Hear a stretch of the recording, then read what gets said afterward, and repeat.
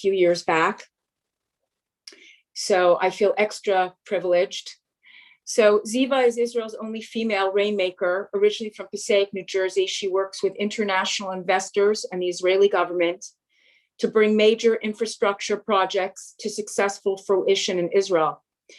Ziva currently also heads Lashuv, an initiative to facilitate group aliyah to Israel, and passed Knesset legislation that would fast-track the approval of land and services on behalf of the expected wave of new olim. She has previously served as director of a master urban plan for the Jerusalem metropolitan region. Ziva lives in Mevaseret, Israel, with her 5 children and husband, Rav Daniel Glanz, who is the Mashgiach Ruchani of Yeshivas Sharei Mevaseret Zion, and where they often host 150 to 200 Talmidim and guests in their home for their famous Friday night tishes. Ziva is also the co-moderator of an international support group for bereaved Jewish mothers. So on that, I feel very privileged. Ziva, are you around? Can we see you? Ziva, are you there? Yeah, I see you, but you have to. I'm here. Hi, Ziva, how are you? Hi, Naomi. Such a pleasure to be here with you. Anything you do, it's a pleasure to be a part of. Oh.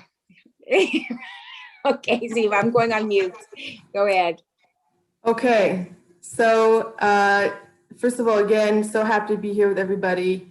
Naomi's initiatives have sustained me because we're both, like so many of the women here, we're people who are Geuladik people who just want to help bring Mashiach. We want to be the worker bees and help to bring it along, which leads us to today's shir topic. And that is the Baal Shem Tov's formula for Mashiach and how practically we can actually begin to make that happen. So to begin, let's discuss some of the formulas of Mashiach, okay, that are known to us. As Naomi mentioned, I'm more of a doer type person. And while Mashiach sounds like a very lofty goal and a very esoteric topic, if we break it down to the sum of its parts, we see that Hashem has really given us all the tools that we need in order to bring about the Geula. And we also know how to use these tools so easily, right? We're supposed to come with a hashkafa that everything in this world we're supposed to use for the good. And so therefore we were given internet. We know how to connect over social media. We can connect with Jews all over the world. We can organize ourselves. We have Startup Nation. We have startup accelerators that know how to grow projects exponentially very rapidly. We know how to create movements. We know how to create super organizations. So when we break down our part in Mashiach, we can utilize these tools, not to say that they're everything, obviously. They're the Gashmi to the Ruchani, but we can start to utilize these tools in order to tap in to some of the Ruchani, some of the spiritual things that we're supposed to be doing as a society. And we'll get to in a second what we're supposed to be doing in a society and what we're supposed to be working on. So we can do all of this. Hashem, of course, has to respond, but we have the tools that we should start to utilize in an organized fashion in order to help plan for the Geula. Let's call it that. First of all, we know that it says in Maseches Yoma, okay, in the Yerushalmi, Talmud Yerushalmi, it says any generation in which the Beis HaMikdash was not built, it's as if it was destroyed in their times.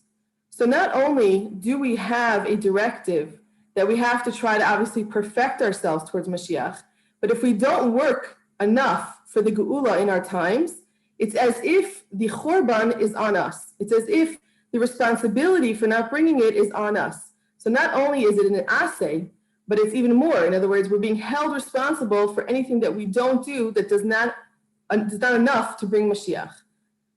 So, of course, we have Eretz Yisrael. We have a lot of challenges there. But let's go back to the original sources and see what it is that we're supposed to be doing that can help us in this initiative.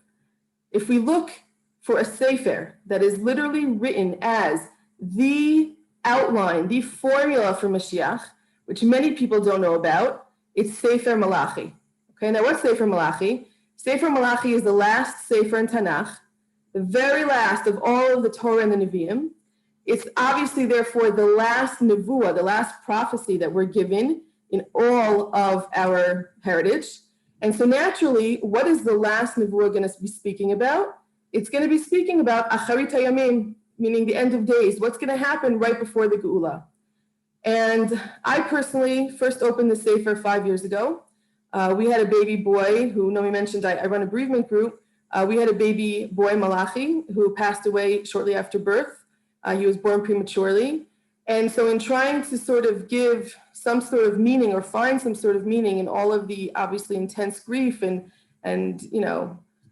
feelings during that time, I went straight to the source. His name was Malachi. I said, okay, I'm gonna open up Sefer Malachi. And when I did, I was absolutely blown away. I said, how could people not be teaching this? On a pshat level, when you just read the psukim, they're very confusing a little bit. It doesn't exactly make sense. But if you go into the deeper level and you start to learn the mefarshim, the explanations on these psukim, you realize that Hashem has literally embedded in Sefer Malachi the exact formula for what we're supposed to be doing during our times. It is talking about our times, and I'll prove it to you in a second. But it's literally talking about our times, and Hashem says, you want to know what you're supposed to be doing? Here, A, B, and C, this is exactly how you're supposed to bring about the Geula. Even the instructions to save ourselves, Hashem has already given us. And that is in Sefer Malachi, okay? So let's go through what it says there. First, it starts off by listing all of the issues that we're going to have in society before Mashiach. And of course, it reads like a laundry list of all the ailments that we have as a society, that we suffer from today. What was kadosh is going to be, what was holy is going to be impure, is going to be tameh, so kadosh and tameh are going to be mixed up, which of course just reminds us of so many issues going on as a society now. I don't have to go into it, everybody can understand. Nobody will respect any institutions, nothing will be holy anymore, there'll be intermarriage. Literally all of these, all the issues and the situations that we see that are so prominent in our news headlines, in our societies, and even in the Jewish community that are issues today. And what does it say? What's the absolute worst thing that Sefer Malachi lists about what's going to exist as an ailment during, in society during the times before Mashiach? Infighting, machlokes. There's going to be different sects of Jews, it says, and the different sectors are going to be fighting with each other. There's going to be machlokes between them. And what does the whole Sefer therefore build up to? It builds up to the very last psukim of Sefer Malachi, the very last lines that Hashem gives us le'olam. Le'olam, this is the last of Hashem giving a voice and talking to us. And what does he say? The last message of Tanakh, he says, listen very carefully. He says, if you only begin, it doesn't say you have to finish, it doesn't say you have to accomplish it, it doesn't say everybody has to be best friends. But if you begin with the tahalif, the process of trying to start to do this social repair, to repair this infighting between the different sectors of Jews, then I, Hashem, promise that I will keep my haftacha, my promise to Avram, Yitzchak, and Yaakov that I'm going to redeem their children. I will keep my haftacha and my bris, it says, and I will bring Mashiach, okay? And it finishes off with that famous last pasuk that we all know, which describes society during the times of Mashiach itself, which is coming. This pasuk is coming because Hashem is promising us that if we repair if we do the social repair, we repair the infighting, that He will bring Mashiach. And it says, "Hine anochi sholeach lachem es Eliyahu Navi lifnei vo yom Hashem hagadol v'hanora." Here I'm going to send to you Eliyahu Navi, right before this great and amazing day. And the children will then respect and love the parents, the fathers, and the fathers will love the children, which we'll get to also in a second in terms of what that means. But if we go into the Mishnah Ediot, which explains this whole exchange, all these psukim, it says that if the Mishnah Ediot says that what does it mean that we have to do this tikkun, and what does it mean? What will that be the repair of? Again, Mishnah Ediot says directly, lahashvot et hamachloket, to do the social repair and fix this infighting. That is our misima, as we say in Hebrew. That is our challenge. That is our directive. That is what Hashem tells us. From all that laundry list of all the issues that are going on, He doesn't tell us we have to repair the whole world.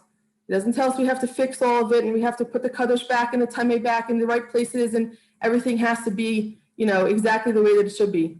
He says, all you have to do is do the social repair. And not only that, you don't even have to actually accomplish all of it. Not everybody has to be perfectly fixed. You have to begin it. You have to try and attempt to begin the social repair. That is our directive directly from Hashem. So now, what do we do with that? Let's look at some further sources of different tzaddikim who have said what needs to be done in order to bring Mashiach. Let's go to the Gra first. Okay, the Gra lays out a very detailed plan on how to bring Mashiach. He says, you need to bring 600,000 Jews, which is the number of people that stood at Har Sinai. You need to gather them together, b'sharei ha'ir Yerushalayim. What does it mean, sharei ha'ir Yerushalayim? Don't worry, he gives literally the map, he gives the directives. It basically falls out to Rehov Strauss Street in Jerusalem today, which is right above the light rail, right above Jaffa Street, Rehov Yafo, on the way to Geula. That's where he pinpoints the Sharei Ha'ir. You bring them together onto Strauss Street in today's Yerushalayim. You have them accept Ol Malchus Shamayim and ask for Mashiach. And that is his formula for Mashiach. Now you should know there are people that are talking about trying to organize this today. They have even Sefer Torah that they have already dedicated to the event. And again, even if something like this does not result in an immediate geula, there is absolutely no way that getting together a gathering like this of so many Jews accepting Ol Malchus Shamayim and asking, begging Hashem like a children to the Father, begging Hashem for Mashiach, that can't obviously be mezakeh, cannot give tremendous zchus for Am Yisrael towards our goal, which is the Geula, of course. Let's go a little further, and let's go to the Baal Shem Tov, which is how we started off this year, what we mentioned, right? This is the famous vision of the Baal Shem Tov. What does he see? He writes in a letter to his brother-in-law, Rav Gershon Mikitov, that on Rosh Hashanah, he was able to do the highest soul ascent he's ever been able to do.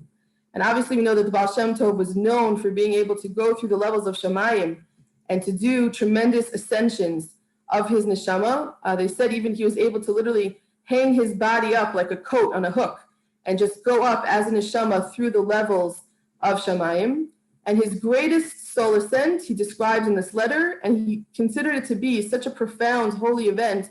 And in the end of the letter, he writes to Rav Gershon Kittel, he wants him to read this letter every month, and it should be used as a schooler for people. And people to this day read this michtav, this letter, religiously. What does it say? It says that on Rosh Hashanah, he was allowed to go up level by level, and he describes what he saw until he got to the Heichal HaMashiach, okay, the inner spiritual chamber where the Mashiach sits up in Shamayim. And what did the Baal Shem Tov see there? He saw the Mashiach was learning Torah, and there was great simcha, and he was learning Torah with all the tzaddikim and the Tanaim, and the 7 shepherds, okay, Rayam Hemna. Who's that? Abraham, Yitzchak, Yaakov, Yosef, Moshe, Aaron, and David. Okay, so they're all sitting up in Heichal HaMashiach, and the Baal Shem Tov comes in, and he's allowed to speak directly to Melech HaMashiach. And what does the Baal Shem Tov says? He says, Emat etimar, when are you coming? Okay, now you have to realize that the Baal Shem Tov, he was a person who, just like all of us on this year, but lahavdil to us, to him, he yearned for Mashiach with every second. Okay, there's another famous story where he describes the travails that he went through to get to Eretz Yisrael. Why did he want to go to Eretz Yisrael? Not just to get to Eretz Yisrael, because he had a vision that he knew that the Or HaChaim HaKadosh, remember this, before we had telephones, we knew where everybody was. But he had a vision that the Or HaChaim HaKadosh, who was in Yerushalayim at the time, that between the Or HaChaim's powers and the Baal Shem Tov's spiritual powers, that if they would come together, they would be able to induce the Geula.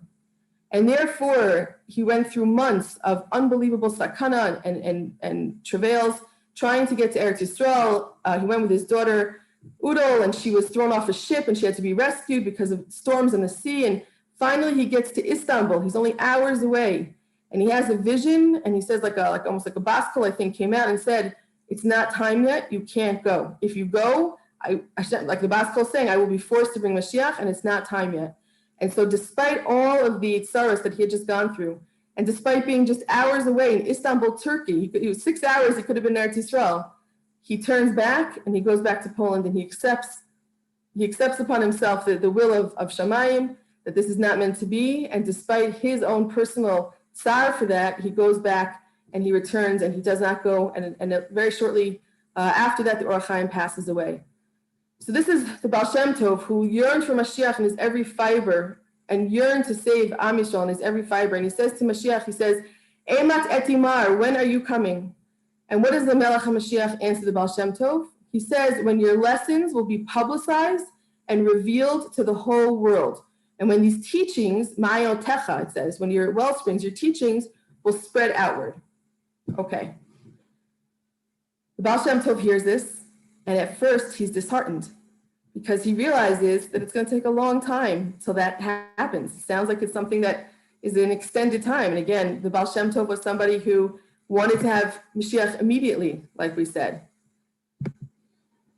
But I think that there's something very interesting here, because many people, when they interpret this, let's call it, or when they assume what this is talking about, they assume that this is talking about the Baal Shem Tov's Torah. It's assuming that he's talking about his Perush on Chumash, or that everybody has to become Hasidim, or accept upon themselves all of the Hasidus that the Baal Shem Tov prescribed. Now, it happens to be, I actually come from the family of the Baal Shem Tov. Dor Chador, 10 generations directly from the Baal Shem Tov, via Udal, his daughter, and her son, the Degel Machaneh Ephraim. And my great-grandfather was the Kabrina Rebbe, who was the last of the Amorim, the Hasidic Rebbes, that come from the children of the Baal Shem Tov himself. And I have to tell you that we grew up with a very strong Masorah coming from the family of, what the teachings of the Baal Shem Tov. And I have Sfarim actually right behind me on this whole shelf right here is only Sfarim of what my ancestors wrote. And each one of them was only trying to interpret the Baal Shem Tov. And what is the absolute, beyond anything else, the absolute theme of what they viewed as the Baal Shem Tov's Masorah and his singular teaching? Not his Perush on the Chumash, not anything like that. It was to value every Jew. That was the inspiration behind everything that he did with Hasidus. It was to value every Jew. And it's an absolute doctrine that there's something which we are obligated, we must learn from every Jew. We have to approach every Jew that we see and seek out what it is that we are supposed to be learning from them. And the Baal Shem Tov, so many of his stories are surrounded around him going to great lengths and traveling far distances to try to learn something from an obscure Jew that everybody else had overlooked, but that he recognized as having tremendous midos and sidkus in particular areas or in general. And the Baal Shem Tov always taught, we don't know who the tzaddikim are. Only Hashem knows that. People can view people and think, oh, you're simple Jews. It's not so, you're not so amazing. But the Baal Shem Tov's absolute teaching, which was the fundamental core of why he started Hasidus, was to actually give the value back and teach people that we have to value every Jew and we have to learn from every Jew. In my opinion, my humble opinion, that is the interpretation of how we see what Mashiach said to Baal Shem Tov. And I'll explain to you why I believe that in a second. I think that it's this philosophy that he embodied in every one of his fibers, and that he wanted, that he wanted to give over to Am Yisrael, which is to value every Jew. That is the philosophy that we need to be spreading out, that the Melech HaMashiach said to the Baal Shem Tov, that nikuda, that which you stand for more than anything else, that's the nikuda that needs to spread out to all of Am Yisrael. And when that spreads out to all of Am Yisrael, then Mashiach will come. And what's my proof? Why do I believe this to be true? Because again, Hashem said it too. We just heard in Sefer Malachi.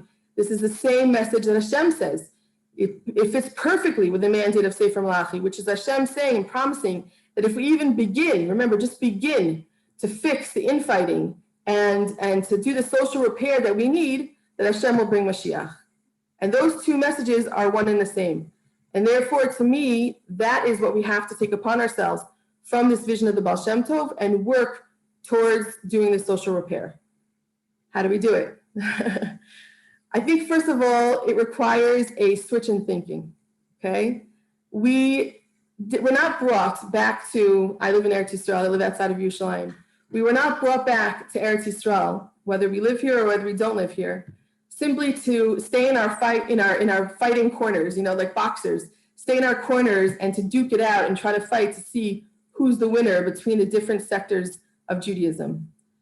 We need to start to create a perfected Geula Judaism, one which we learn from the best that each sector has to offer. It's like a weave. We take the Ahavat Eretz Yisrael and Am Yisrael from the Detzilumi. We learn from the Torah and the Halacha of the Haredi or the Yeshivish community. We take the Neshama from the Hasidus. And we take a song from the Karlbach. And I'll even say that we take some of the acceptance and the Me'urav and Mabriot from the secular community, and we learn from every type of Jew in what they excel at and what they bring to the table. And we weave it into a perfected Judaism that takes everything that we learned from the past 2,000 years of Galus, everything that each group of us perfected while we were there, and we bring it all together and we synthesize it into a Geula Judaism that works to integrate all of that into a seamless Judaism that we can move forward with for the Geula and for Mashiach. And I'm not advocating that people give up their minhagim. Let nobody say that. Everybody should hold on to their minhagim. But the social implications that come from some of those separations, Ashkenaz, Sfard, what are we holding on to so terribly? Was Ashkenaz, was Germany so amazing to us? Was Sfard, was Spain ever so incredible that we have to hold on to it so dearly? Keep your minhagim. But all of the shtus, all of the side quarrels that go on as a result of it, lema, like what are we holding on to it so passionately and so strongly for? These are not happy times in our history that we need to advocate for them so strongly. What we do need to do is, like I said, we need to have this revolution in thinking and a social movement and revolution towards actualizing it. We can't keep on doing more of the same because it's not working. We know it's not working. Things are getting worse. Our world is as topsy-turvy as we all know it is. None of us, we don't even have to go into it. We all know the issues that are out there, the lack of leadership, the mamish tsaros every day. You know, it says that in the times of Mashiach, time is going to go faster. And the question is, what does that mean time is going to go faster? Time is time. How does time go faster? And I think that now we, in our generation, understand that very clearly because we see that where it used to be that the world would change every 10 years, every 30 years, the world is changing every few hours now. And when we saw beforehand that, unfortunately, we'd have tsaros, once in a while, unfortunately, terrorism, wars, whatever it might be. Now, we recover from COVID and we had Meron, and we recover from Meron, or we don't even recover, but we have Meron and then we had Givat Ze'ev, and we have tragedy after tragedy after tragedy. It's like the end of labor where we can't even catch our breath and be able to move forward in any way. We just keep on having these labor pains that are coming in, which is the Chevle Mashiach right before Mashiach. And therefore, it's time. It's time that we have a shift in mindset. It's time that we start with this Geula Judaism. We take all the best midos and the best teachings that every sector has to offer, and we take all this learning that we have for the past 2,000 years, and let's begin to learn from each other. And as women, we're the ones who need to lead. B'schus nashim tzidkanios. We hear this over and over so many times, but it was written for our times.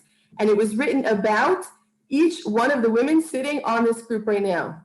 Because I know, and I know Nomi, but I know that these are the women that we're collecting who are the Geula-minded women. It is talking about us.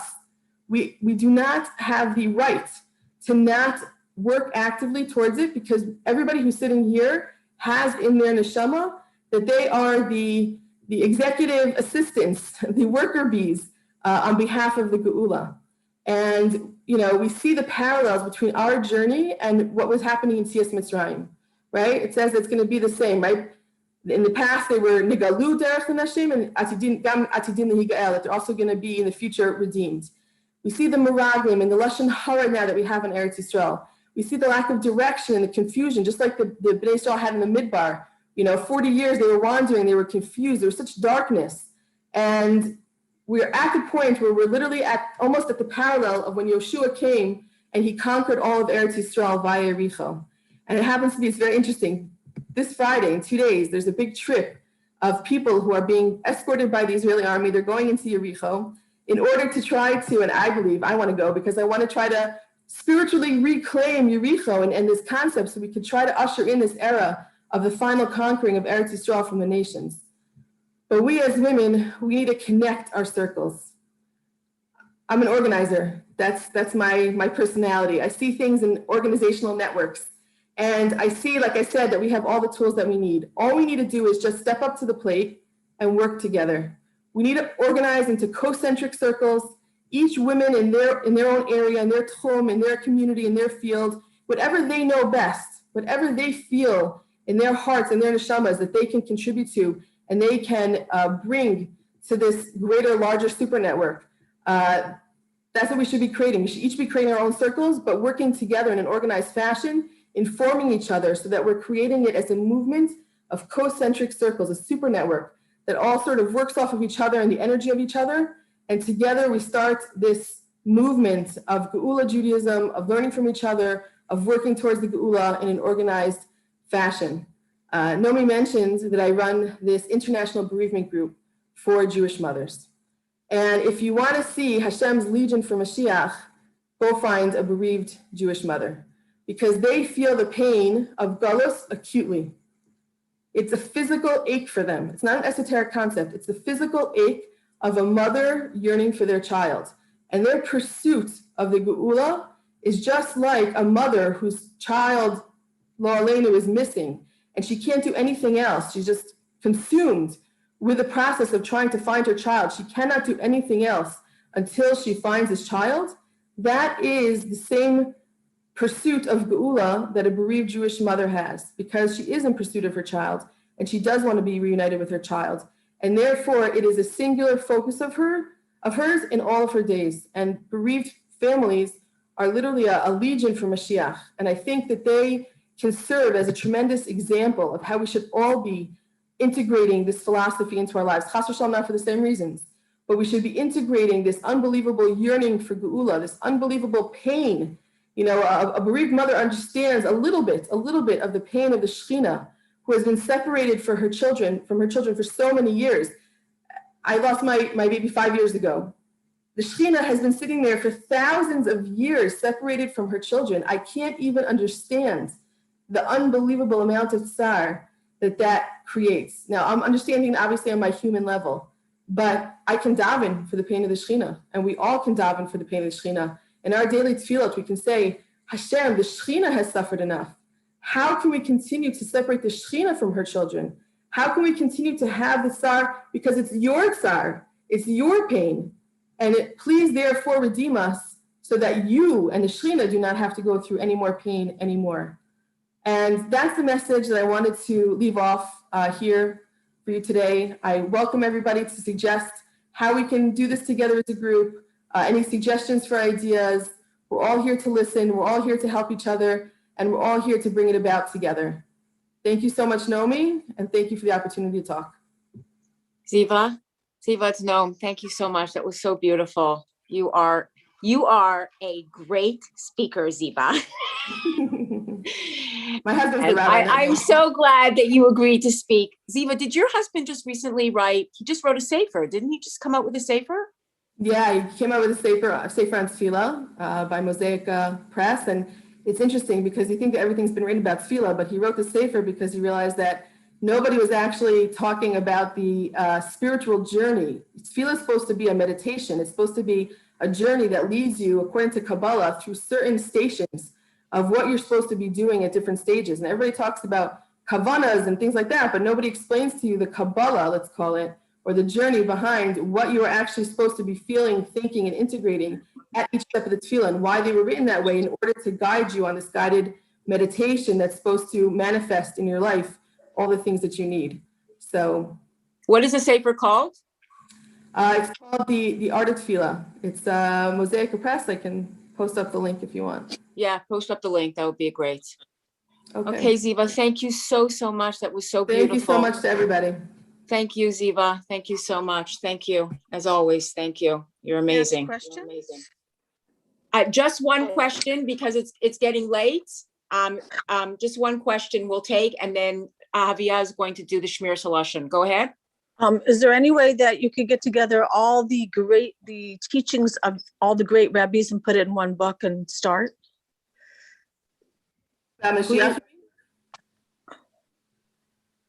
Alyssa? Yes. What do you mean by that? She said we all have to come together. And we have to recognize the teachings of every great Rav, every group. So if we could get a sefer with the teachings of each Rav and put them in one sefer, you've connected them already. Well, listen, you there's your job. Thank you. That's very interesting. Your new tough kid, Alyssa. But I don't know each of their teachings. I have to find. Well, you have to start finding them. Well, I do. First of all, it's even just, we all know what each sort of group stands for, right? We know that the Degel, the flagship of the Charedim, is their Torah and their Halacha. We know that the Hasidus, it's the Neshama of the Hasidus. You know, we know that the Dati Leumi, it's the Avat Eretz Yisrael and Am Yisrael. So even on a very simplistic level, we already know how we can start to integrate all of those elements together to create a perfected Judaism. But I think that your idea is actually fantastic, meaning if you're going to take the Rav Cooks and the Baal Shem Tovs and the Rav Kanievsky or the Steipler or whatever it is, and try to integrate their teachings and their in one book, yeah, ethos into one book, I think that's a great idea. There you go, Lisa. It would be very, very big. yes. That's a fantastic idea. Yeah. Okay, Javier is going to do Shmir Salashon before we leave. Ziva, you know, we should really do that 600,000. We should put that together, get 600,000 Jews. It could be done. Definitely be done.